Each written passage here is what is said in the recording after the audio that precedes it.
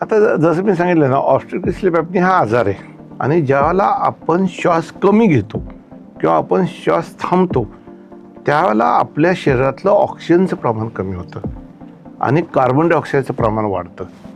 दोन्ही घातक आहे. म्हणजे जर एखाद्याला जर ऑब्स्ट्रक्टिव्ह स्लीप ॲपनी असेल आणि तो त्याच्याकडे दुर्लक्ष करत असेल तर ह्या व्यक्तींमध्ये डायबिटीजचं प्रमाण जास्त असतं, शुगर जास्त अनकंट्रोल असतात, ब्लड प्रेशर अनकंट्रोल असतं, हार्टचे डिसीज त्यांच्यामध्ये खूप कॉमन असतात. लठ्ठपणामुळं ऑब्स्ट्रक्टिव्ह स्लीप ॲपन्या वाढू शकतो, ऑब्स्ट्रक्टिव्ह स्लीप ॲपन्यामुळं लठ्ठपणा वाढू शकतो. त्यामुळे या दोन्ही गोष्टी सायमल्टेनियसली असतात.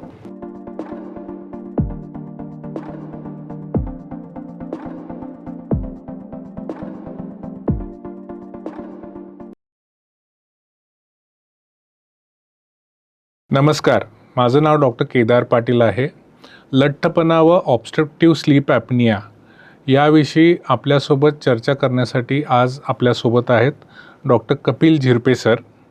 डॉक्टर कपिल झिरपे सर हे MD चेस्ट फिजिशियन आहेत व रुबी हॉल क्लिनिक पुणे येथील न्यूरो ICUचे हेड आहेत. तर ह्या विषयाबद्दल त्यांचं एक्सपर्टीज असल्यामुळं आज सर आपल्याला याविषयी डिटेलमध्ये माहिती देणार आहेत. सर नमस्कार. आपलं या पॉडकास्टमध्ये खूप स्वागत. थँक्यू. तर आपण स्लीप ॲपनियाकडे येण्याआधी ओबेसिटी म्हणजे काय व ओबेसिटी हा एशियन क्रायटेरियाप्रमाणे कसं डिफाईन केलं जातं हे थोडक्यात सांगाल? ओबेसिटी किंवा लठ्ठपणा हा आजार आहे. हा नॉन कम्युनिकेबल डिसीज आहे. जसे आपल्याला डायबिटीस असतात, हार्ट डिसीज असतात, तसं ओबेसिटी हा पण आजार आहे.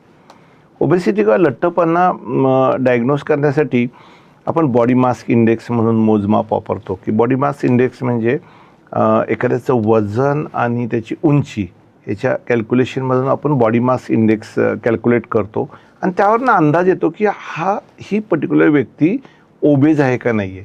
म्हणजे एखाद्याचा जर body mass index more than 25 असेल तर तो लठ्ठ असू शकतो. एखाद्याचा body mass index more than 23 असेल तर तो वजन जास्त आहे पण अजून लठ्ठ कॅटेगरीत बसत नाही. त्यामुळे बॉडी मास इंडेक्स हे एक मोजमाप करतो. जसं दुसरं अजून एक आपण बघतो की हिप टू वेस्ट रेशो, म्हणजे जर आपण बेली बटन ज्याला म्हणतो तिथं जर आपण सर्कम्फरन्स मेजर केला तुमच्या वेस्टचा आणि तो जर 90 सेंटीमीटरपेक्षा जास्त असेल पुरुषांमध्ये आणि 80 सेंटीमीटरपेक्षा जास्त असेल स्त्रियांमध्ये तर ती व्यक्ती लठ्ठ असू शकते. किंवा इन अदर वे राऊंड तुम्ही वेस्ट आणि हिप रेशो जर मोर दॅन 0.9 आणि 0.8 असेल तर ती व्यक्ती लठ्ठ असू शकते. आणि तिसरं अजून एक आपण बघू शकतो की आपला जो नेक सर्कम्फरन्स असतो की गळ्याभोवती ॲडम्स ॲपलच्या खाली जर तुम्ही प्रॉपरली मेजर केला आणि ते जर 37 सेंटीमीटरपेक्षा जास्त असला तर ती व्यक्ती लठ्ठ असू शकते. पण body mass index J body mass index J आपण आहेत ते आपण मोजमाप लठ्ठपणासाठी वापरतो. ऑब्स्ट्रक्टिव्ह स्लीप ॲपनिया याचं आणि लठ्ठपणाचं कनेक्शन आहे, पण ऑब्स्ट्रक्टिव्ह स्लीप ॲपनिया म्हणजे काय नक्की आणि त्याचं निदान कसं केलं जातं? ऑब्स्ट्रक्टिव्ह स्लीप ॲपनिया म्हणजे झोपेमध्ये एखाद्या व्यक्तीचा श्वास अडखळणे, कमी होणे किंवा थांबणे. म्हणजे तुम्ही जर बघितलं तर त्या शब्दामध्ये त्याचा अर्थ आहे ऑब्स्ट्रक्टिव्ह स्लीप ॲपनिया म्हणजे आपली झोप अडखळते. आपल्या झोपेवर म्हणजे झोपेमध्ये आपल्या श्वासवर परिणाम होतो. आपला श्वास एकतर कमी होतो किंवा कित्येक वेळेला थांबतो, ज्याला आपण ॲपनिया म्हणतो.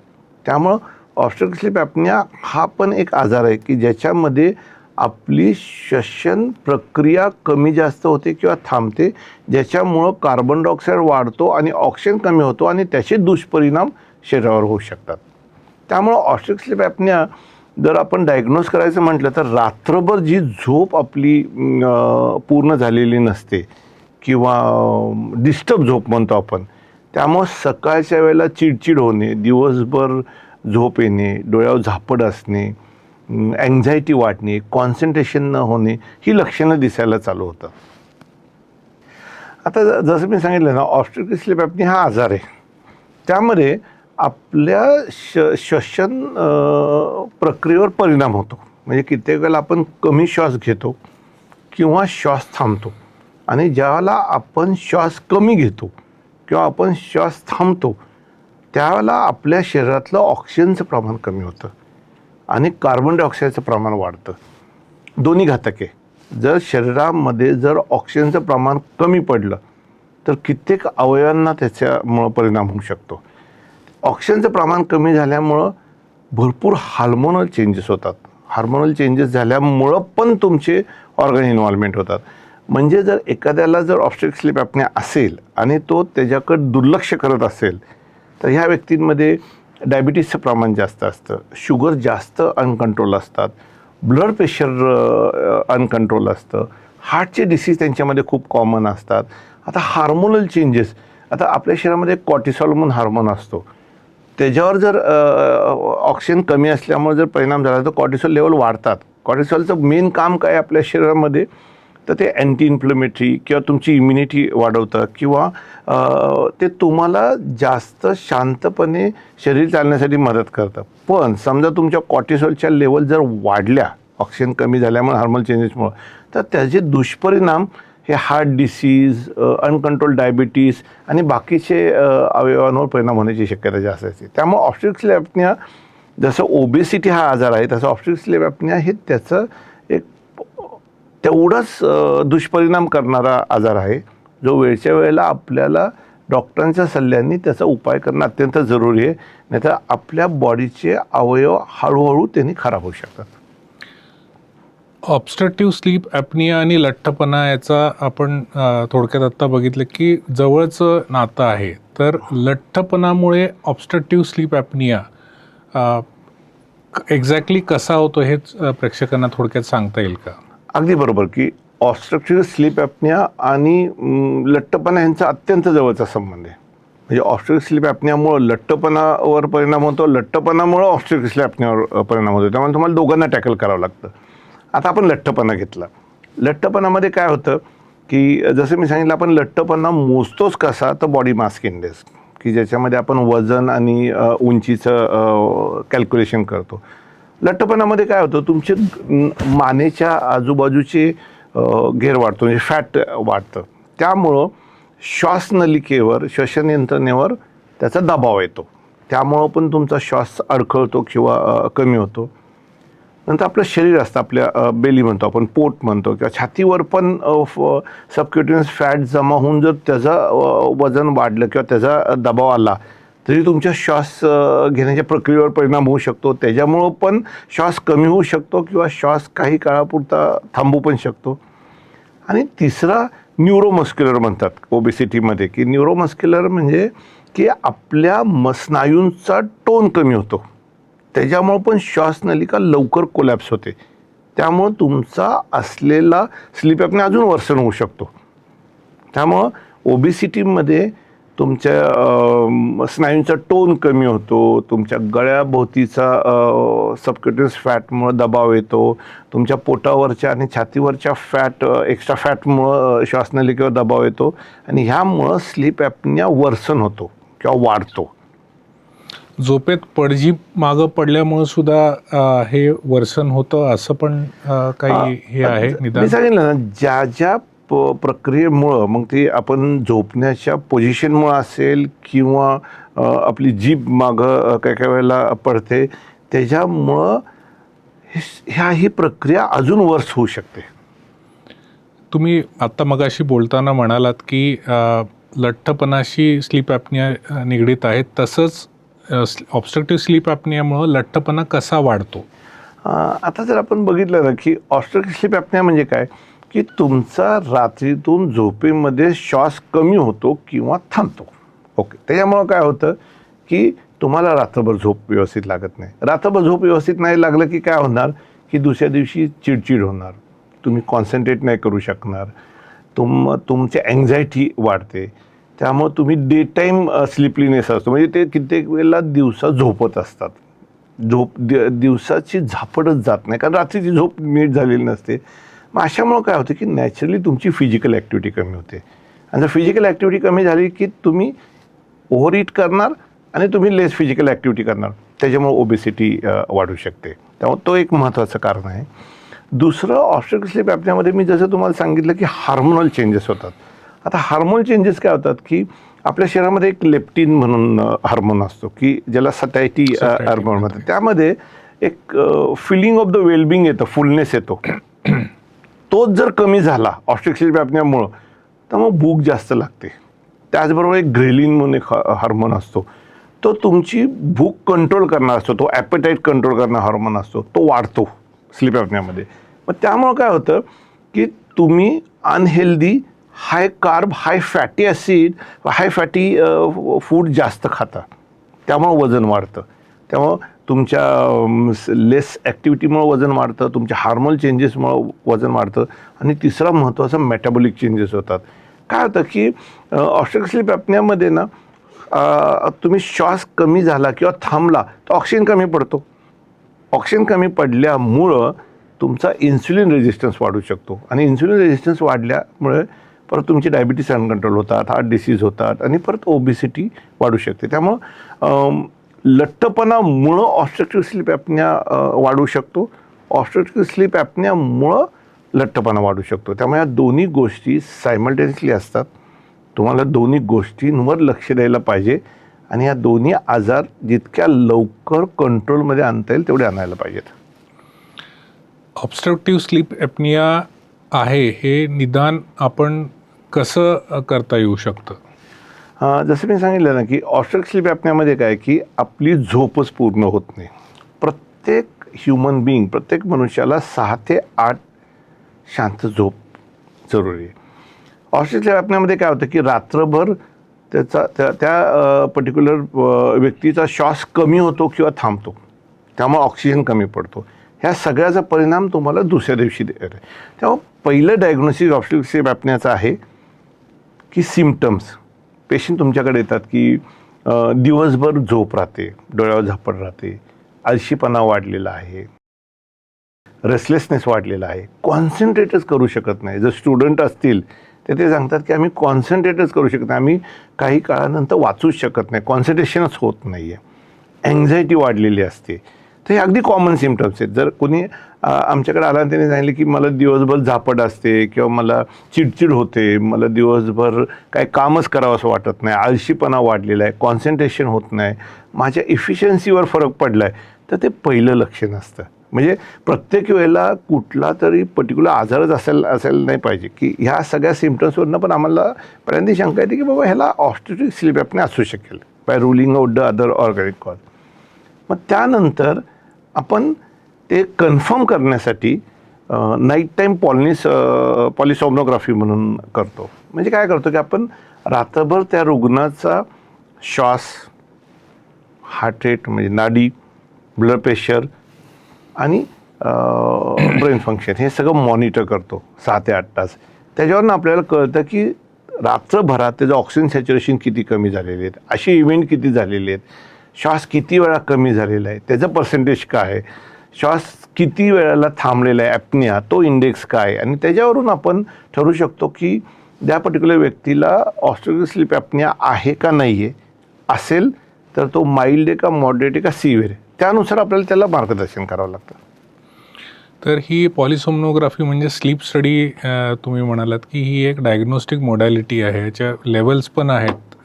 टेक्निकल डिटेल्समध्ये न जाता थोडक्यात ही टेस्ट कुठं होते, ती कशी केली जाते आणि त्याला आपण बेसलाईन टेस्ट पकडून पुढं त्याचा प्रोग्नॉस्टिक इम्प्लिकेशन किंवा ती एक बेसलाईन टेस्ट म्हणून आपण त्याचा उपयोग करतो. ही टेस्ट कशी केली जाते सर?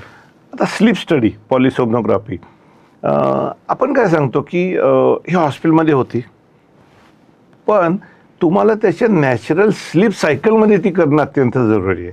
जर तुम्ही कोणाला सांगितलं की बाबा तू ये हॉस्पिटलमध्ये रात्री येऊन झोप आणि आम्ही तुझे श्वास आणि ऑक्सिजन सॅच्युरेशन सगळं मॉनिटर करतो, तर कित्येक वेळेला रुग्ण हॉस्पिटलमध्ये झोपूच शकत नाही. म्हणजे त्यांना ती नवीन जागा असते, एन्व्हायरमेंट नवी असते, अँझायटी असते आणि ते सगळे पल्स ऑक्सिमेट्री, इलेक्ट्रोड लागल्यामुळं पण झोप लागत नाही. त्यामुळं आयडियली स्लीप स्टडी ही घरी केली तर जास्त होऊ शकते आणि घरी होते. स्लीप स्टडी तुम्ही घरी करू शकता, स्लीप स्टडी तुम्ही डे केअरमध्ये करू शकता, स्लीप स्टडी तुम्ही हॉस्पिटलमध्ये करू शकता. पण त्याआधी पेशंटला कॉन्फिडन्समध्ये घेऊन तुम्ही त्यांना समजावून सांगायला पाहिजे. त्यांना तुम्हाला पेशंटचा स्लीप पॅटर्न आधी लक्षात घ्यायला पाहिजे. त्याला स्लीप हिस्ट्री म्हणतो आम्ही, की आपण त्यांची स्लीप हिस्ट्री घेतो, की तुम्ही कधी झोपता, किती वाजता झोपता, झोपायच्या आधी तुम्ही काय करता, तुमचं झोपायचं वातावरण कसं असतं, म्हणजे त्या रूममधलं, म्हणजे जेवढं शक्य तेवढं त्यांना त्यांच्या नॅचरल एन्व्हायरमेंटमध्ये जाऊन जर आपण ती स्टडी केली तर तिची पॉझिटिव्हिटीची चान्सेस जास्त असतात. नाही तर कित्येक वेळेला काय होतं की 8 तास आपण सर्व लावून ठेवतो पण पेशंट 2च तास झोपतो, तर मग ती स्टडी रिलायबल नाही पकडता येत.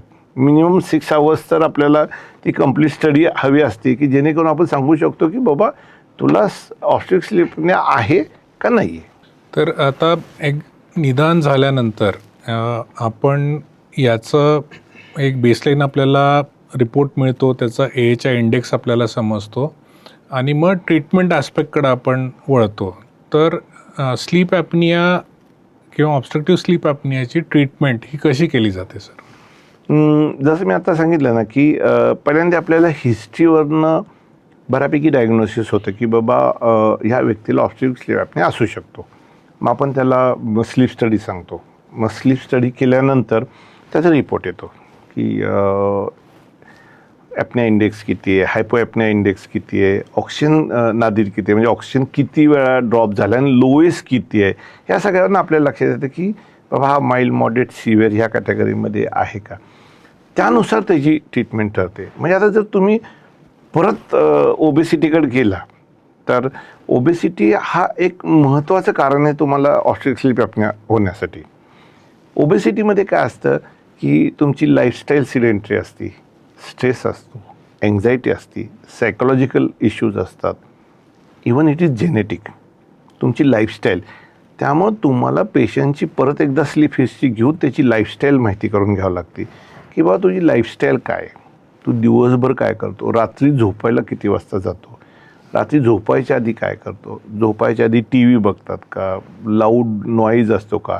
तर त्यानुसार त्यांना आपल्याला जर ऑब्स्ट्रक्टिव्ह स्लीप ॲपनिया जर ट्रीट करायचं असेल तर पहिल्यांदा आम्हाला त्यांना लाईफ मॉडिफिकेशन सजेस्ट करावं लागते, लाईफस्टाईल चेंज करावं लागते. जंक फूड अवॉइड करा, स्ट्रेस कमी करा, झोपण्याचे टायमिंग्स ठरवा, झोपण्याची पद्धत ठरवा. त्याला गुड स्लीप म्हणतात की sleep environment should be good when you are going for, की बाबा जनरली 10 वाजता बेडमध्ये जायचा प्रयत्न करा, बेडरूम स्वच्छ असून द्या, नॉईज कमी पाहिजे, लाईट कमी पाहिजे, टी व्ही अवॉइड करा झोपायच्या आधी, मोबाईलमध्ये स्क्रीन टाईम कमी करा. हे गाईड केल्यानंतर मग आपण त्यांना फूडवर येतो की जंक फूड्स अवॉइड करा, लेट नाईट डिनर्स अवॉइड करा, लेट नाईट ड्रिंक्स अवॉइड करा, जेणेकरून शक्य तेवढं तुमचं फूड क्वालिटी म्हणजे लेस फॅटी, लेस कार्बोहायड्रेट आणि टायमिंग. आपला आत्ताचा मेन इश्यू आहे की timing. Discipline is completely lacking. डिसिप्लिनच नाही आहे, आपल्या झोपण्याला डिसिप्लिन नाही आहे, जागण्याला डिसिप्लिन नाही आहे, जेवणाला डिसिप्लिन नाही आहे. आणि हे जर केल्यानंतर एक्झरसाईज, म्हणजे नुसती ट्रीटमेंट देऊन उपयोग नाही आहे. तुम्हाला जर पेशंटला त्या ट्रीटमेंटसाठी तयारच नाही केलं तर तुमची ट्रीटमेंट सक्सेस नाही होणार. मग त्यांना तुम्हाला एक्झरसाईज ॲटलिस्ट 20 ते 30 मिनिट डेली एक्झरसाईज व्हायला पाहिजे. मग तुम्ही जिममध्ये जा, वॉक करा, व्हॉट एव्हर द वे. आणि ह्या सगळ्या महत्त्वाच्या गोष्टी पेशंटला तुम्ही समजावून सांगितल्यानंतर तुम्ही वेट रिडक्शनकडे येता. कारण one of the commonest factor is a weight reduction. Obesity is one of the major factor. दुसरे पण पार्ट असतात ते मी दुसऱ्या ह्याच्यामध्ये येईल. पण ओबेसिटी जर कमी करायची असेल तर तुम्हाला त्यांना मेडिकेशन आलेले आहेत की आता नवीन मेडिकेशन आले आहेत की GLP-1 ॲगोनिस्ट किंवा GIP ॲगोनिस्ट. त्याच्यामध्ये आपलं फिलिंग ऑफ द फुलनेस वाढतं. म्हणजे ते इंजेक्शन वन्स अ वीक घेतले तर तुम्हाला भूकच लागत नाही, कारण स्टमक एम्प्टिंग टाईम कमी होतो आणि स्टमक फुलनेस टाईम वाढतो, त्यामुळं आपण कमी खातो. तर नवीन नवीन खूप छान मेडिकेशन्स आलेले आहेत. आणि त्यानंतर त्या एवढ्या सगळ्या मॉडिफिकेशन करूनसुद्धा जर नाही झालं किंवा सायमल्टेनियसली जर सिव्हिरिटी जास्त असेल आणि एंड ऑर्गन इन्व्हॉल्वमेंट म्हणजे डायबिटीस खूप अनकंट्रोल असेल, ब्लड प्रेशर खूप अनकंट्रोल असेल, हार्ट डिसीजची रिस्क वाढत असेल, तर bariatric surgery. Bariatric surgery is one of the good option for these people to reduce the weight and control the sleep apnea. आणि हे सर्व घडायला टाईम लागतो. तुम्हाला लाईफस्टाईल चेंज करायला टाईम पाहिजे, तुम्हाला फूड हॅबिट चेंज करायला टाईम पाहिजे, तुम्हाला स्लीप हॅबिट चेंज करायला टाईम पाहिजे, तुम्हाला what are the bariatric surgery मेडिकेशनला they takes few months, weeks to month. तोपर्यंत तुम्ही CPAP म्हणून मशीन आपण देतो की ज्याच्यामध्ये पॉझिटिव्ह प्रेशर, म्हणजे आपण नेझल मास्क किंवा फॅशियल मास्क देऊन आपण पॉझिटिव्ह प्रेशर देतो. म्हणजे तो जो कोलॅप्स होणारा एअरवेज असतो किंवा जो श्वास कमी होत असतो किंवा थांबत असतो तो रात्रभर सुरळीत राहतो आणि त्याच्यामुळं पेशंटची झोप चांगली होती आणि सकाळी ते फ्रेश असतील. ते जेवढे फ्रेश असतील तेवढे ते आपण सर्व सांगितलेल्या गोष्टींना कॉपरेट करतात. So it's like a package. Lifestyle, food, good sleep, exercise, weight reduction ways either bariatric surgery or medication and CPAP. Sir, तुम्ही बोलत असताना दोन गोष्टी माझ्या डोक्यात आल्या. एक महत्त्वाचं म्हणजे मी कुठं हे वाचलं होतं की 1/3 of our life is spend in bed. म्हणजे 6 to 8 hours जर आपण कॅल्क्युलेट केलं तर 1/3 of our life is spent in bed. त्यामुळं तुम्ही हा जो मुद्दा मांडला की झोपेची क्वालिटीवर आपण भारतीय फार फोकस करत नाही, पण रूम ॲटमॉस्फिअर शांत असायला पाहिजे, बेड मॅट्रेस चांगल्या क्वालिटीची असायला पाहिजे. तर हे सगळेसुद्धा तेवढेच महत्त्वाचे फॅक्टर्स आहेत मला वाटतं. आणि दुसरं बेरियाट्रिक सर्जरीबद्दल बोलायचं झालं तर हा एक क्रायटेरिया इन्शुरन्स रेग्युलेटरी अथॉरिटीनी ॲक्सेप्ट केलेला आहे की obesity with obstructive sleep apnea जर असेल तर इन्शुरन्स कंपनीसुद्धा बेरियाट्रिक सर्जरी कवर करतात. हा म्हणजे इम्प्लिकेशन्स त्याचे त्यांना समजलेले आहेत स्लीप ॲपनियाचे. तर coming to the treatment aspect again sir, जेव्हा कॉम्प्लिकेट होतं तर तुम्ही ICU इन्चार्ज आहात, तेवढे ICUज तुम्ही मॅनेज करताय रुबी हॉलमध्ये. तर बऱ्याच वेळेस आपण बघतो की respiratory failure secondary to sleep apnoea, obstructive sleep apnoea, hypercapnia म्हणजे कार्बन डायऑक्साईड वाढलेला आहे आणि त्याचा परिणाम झालेला आहे पेशंटवर आणि येऊन पेशंट ICUमध्ये लँड होतं. तर एखादा पेशंट जो आपण असा मॅनेज केला आहे किंवा हे हायपर कॅपनियाहून पेशंट ICUमध्ये येण्याची वेळ का होते, असा एखादा प्रसंग तुम्हाला सांगता येईल का सर? मी थोडा वेगळा प्रसंग सांगतो. कारण आपण दरवेळेला काय डिस्कस करतो की obstructive apnea, CPAP life long लावायला पाहिजे तुम्हाला. मग नाते कित्येक वेळेला बॅकफूटवर जातात किंवा एखादा मनुष्य असा विचार करतो की मी आयुष्यभर कसं वापरू. तर त्याला खूप कॉन्फिडन्समध्ये घेऊन त्याला सांगावं लागतं की क्वालिटी ऑफ लाईफ चेंज होणार आहे. ते महत्त्वाचे. कारण जोपर्यंत ते वापरून बघत नाहीत आणि त्यांचा त्रास कमी होत नाहीत तोपर्यंत ते वापरणारच नाही आहेत. मी तुम्हाला एक केस सांगतो. माझ्याकडे ना खूप वर्षापूर्वी एक 25 वर्षाचा तरुण मुलगा आला होता. त्याचा BMI 23-24, म्हणजे तो ओव्हरवेट होता पण ओबेस नव्हता, म्हणजे अगदी बॉर्डरलाईन 24. आणि तो आला आणि तो म्हटला की सर माझा प्रॉब्लेम आहे की मला दिवसा खूप झोप येते. आता तरुण मुलगा जो कॉलेजला जातो, तर मी त्याची हिस्ट्री घेत असताना त्याला विचारलं झोप येते म्हणजे काय. तो म्हटला सर मी कॉन्सन्ट्रेट नाही करू शकत, झोप येत नाही. परवा तर मी सिग्नलला गाडी थांबल्यानंतर मी झोपलोच. आता आपल्या लक्षात येत नाही असे कित्येक ॲक्सिडेंट होत असतील जे आपण बाकीच्या गोष्टींवर ब्लेम करत असेल, पण obstructive sleep apnoea is one of the factor त्याच्यामध्ये. तर तो सिग्नलला झोपायचा. तर मी म्हटलं हे सिम्पटम्स सगळे ऑब्स्ट्रक्टिव्ह स्लीप ॲपनियाचे आहेत. आणि त्याला ऑफकोर्स दम लागत होता, पण आम्ही त्याला ॲडमिट केलं आणि CPAP लावलं. CPAP लावल्यावर नेक्स्ट डे म्हटला सर एकदम छान वाटते, फ्रेश झालो. म्हटलं तुम्ही काय जादू केली माहीत नाही, पण हे मशीन खूप छान आहे. तर पण तो ओबेसिटी क्रायटेरियात बसत नव्हता. म्हणून आम्ही म्हटलं की आपण ENT ओपिनियन करून बघू. कारण कॉमनेस्ट जनरली आमचा प्रयत्न काय असतो ट्रीटेबल कॉजेस रूल आउट करायचे. समजा आपण काही कारणाने आयुष्यभर मशीनच लागू नये अशी जर ट्रीटमेंट दिली तर ते जास्त चांगलं असतं. म्हणून आम्ही त्यांची ENT केली. तर त्याला ENT एक्झामिनेशनमध्ये त्याला बिग ॲडिनॉइड होतं. म्हणजे आपल्या त्या नोजच्या मागे एक ग्लँड असते ती हायपर एनलार्ज होती.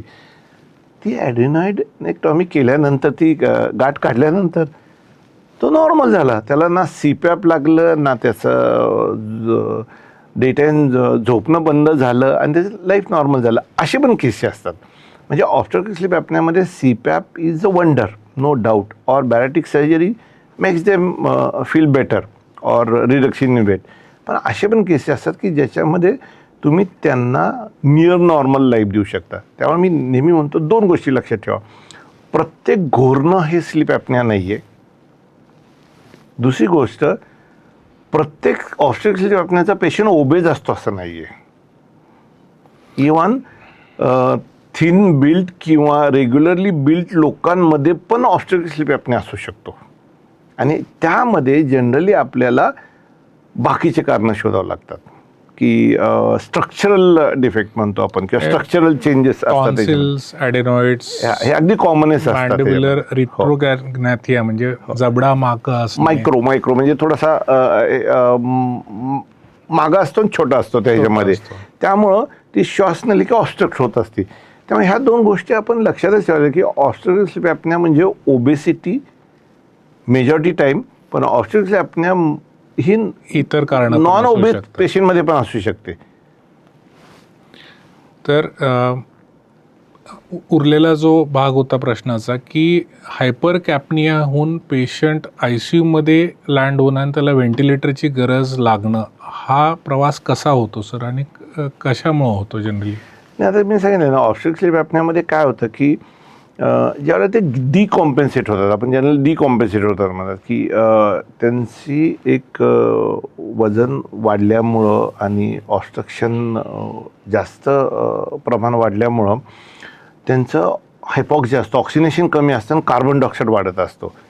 आणि जर ती सेडेंटरी लाईफस्टाईल असेल तर तो CO2 वॉशआउट करायला दुसरा काहीच मार्ग नाही आहे.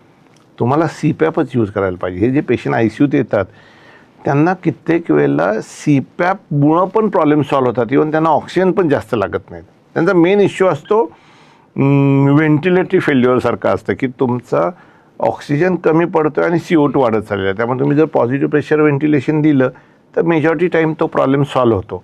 पण काही पेशंट्सला तुम्हाला ॲडव्हान्स व्हेंटिलेशनकडे पण जावं लागतं, ज्याच्यामध्ये ऑटो CPAP असतं किंवा त्यांना व्हेंटिलेटरी सेटिंग्स थोडेसे हे करावे लागतात, कारण त्यामध्ये बरेच बाकीचे फॅक्टर पण असतात. म्हणजे ऑब्स्ट्रक्टिव्ह स्लीप ॲपनिया तर असतोच, ओबेसिटी पण असतेच, पण बाकीचे पण काही डिसीज कॉम्प्लिकेटेड असल्यामुळं पण त्यांना तुम्हाला बायपॅप किंवा ऑटो CPAPवर मॅनेज करायला जातो आणि ती थोडीशी सिरियस आणि मोस्ट कॉम्प्लिकेटेड हे असते. अशामध्ये bariatric surgery may play major role, कारण तिथं ना तुम्ही त्यांना बाकीच्या गोष्टी ॲडवाईस देऊन ट्रायल नाही घेऊ शकत की तुम्ही वेट रिड्यूस करा, मग 2 महिन्यांनी बघू, 3 महिन्यांनी इफेक्ट बघू.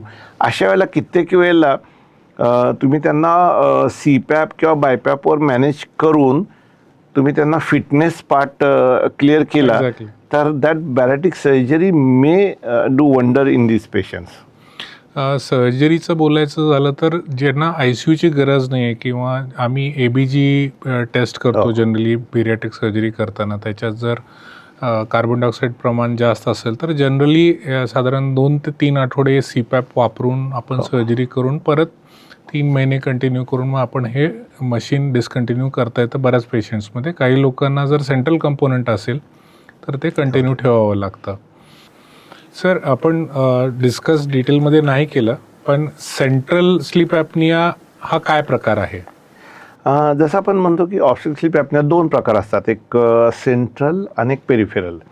पेरिफेरल म्हणजे आत्तापर्यंत आपण जे सगळं डिस्कस केलं ते पेरिफेरलमध्ये येतं की ओबेसिटी किंवा काही स्ट्रक्चरल चेंजेस असेल तर श्वास प्रक्रियेमध्ये अडथळा येऊन आपल्याला ऑब्स्ट्रक्शन स्लीप ऑब्स्ट्रक्ट होऊन हायपॉक्सिया होतो आणि CO2 वाढतो. सेंट्रल ॲपनिया म्हणजे ज्यामध्ये ब्रेनमधले स्लीप जे सेंटर असतात तेच सिग्नल पाठवत नाहीत खाली याच्यासाठी, तर ते जनरली हार्ट डिसिजेसमध्ये किंवा स्ट्रोकमध्ये, इस्केमिक स्ट्रोक किंवा हार्ट डिसीजमध्ये हे सेंट्रल ॲपनियाज असतात. त्यामुळे तुम्हाला ट्रीटमेंट ही सेम असते की तुम्ही त्यांना स्लीप हॅबिट्स आणि लागलं तर CPAP आणि हे सगळं तुम्ही त्यांना गाईड करू शकता आणि त्याचबरोबर अंडरलाईन ट्रीटमेंटची पण ट्रीटमेंट करणं जरुरी आहे. सर, खूप चांगली माहिती दिली तुम्ही ऑब्स्ट्रक्टिव्ह स्लीप ॲपनिया आणि मॅनेजमेंट कॉम्प्लिकेशन्सबद्दल. पण काही रॅपिड फायर थोडक्यात टेक होम मेसेजेस मला काही विचारायचे आहेत जे पेशंट्सना पण फायद्याचे राहतील. आपण मगाशी बोलताना एक त्यात ट्रीटमेंट ऑप्शनमध्ये डिस्कस केलं की स्लीप पोझिशन्स कोणत्या असायला पाहिजेत ऑब्स्ट्रक्टिव्ह स्लीप ॲपनियाच्या पेशंटसाठी? अत्यंत महत्त्वाचे म्हणजे ज्याला ऑब्स्ट्रक्टिव्ह स्लीप ॲपनिया आहे त्याने पाठीवर नाही झोपायला पाहिजे. म्हणजे अगदी एका वाक्यात सांगायचं तर त्यांनी पाठीवर झोपणं अवॉइड करायला पाहिजे. कारण पाठीवर झोपल्यावर तो तुमचा एअरवे जास्त लवकर कोलॅप्स होऊ शकतो आणि जास्त श्वास अडकवू शकतो. त्याला आपण लॅटरल पोझिशन अलाव करतो, म्हणजे एका अंगावर. म्हणजे आपण जनरली सांगतो डाव्या कुशीवर झोपा नाही तर उजव्या कुशीवर झोपा. डाव्या कुशीवर झोपण्याचा फायदा काय आहे की तुमचा जो रिफ्लक्स असतो तो कमी राहू शकतो. जनरली आपण एक रिफ्लक्स असतो, एचवायजल रिफ्लेक्स असतो. आणि जर उजव्या कुशीवर जर झोपलं तर तुम्हाला हार्ट स्ट्रेन कमी होऊ शकतो. पण त्याचे फायदे तोटे आहेत, पण कुठल्याही कुशीवर चालू शकतं. डाव्या कुशीवर किंवा उजव्या कुशीवर ही सर्वात उत्तम position for the obstructive sleep apnoea. पार्टनरसाठी काय सल्ला असेल सर? कारण बऱ्याच वेळेस ऑब्स्ट्रक्टिव्ह स्लीप ॲपनियाचा त्रास हा तुमच्या पार्टनरला जास्त होत असतो, तर त्यांना काय ॲडवाईस राहील तुमचा? पहिली गोष्ट तुम्ही त्यांना समजावून सांगायला पाहिजे की हा आजार आहे आणि आपल्याला ह्याच्यावर उपाय करणं जरुरी आहे. दुसरी गोष्ट की तुम्ही त्यांच्याबरोबर राहायला पाहिजे. म्हणजे त्यांच्या प्रत्येक डिसिजन मेकिंगमध्ये तुमचं कारण तुम्ही ज्यावेळेला पार्टनर हा शब्द यूज करता तर पार्टनर इज अ पार्टनर. म्हणजे तुमच्या सर्व सुखदुःखात तुम्ही त्यांच्याबरोबर राहायला पाहिजे.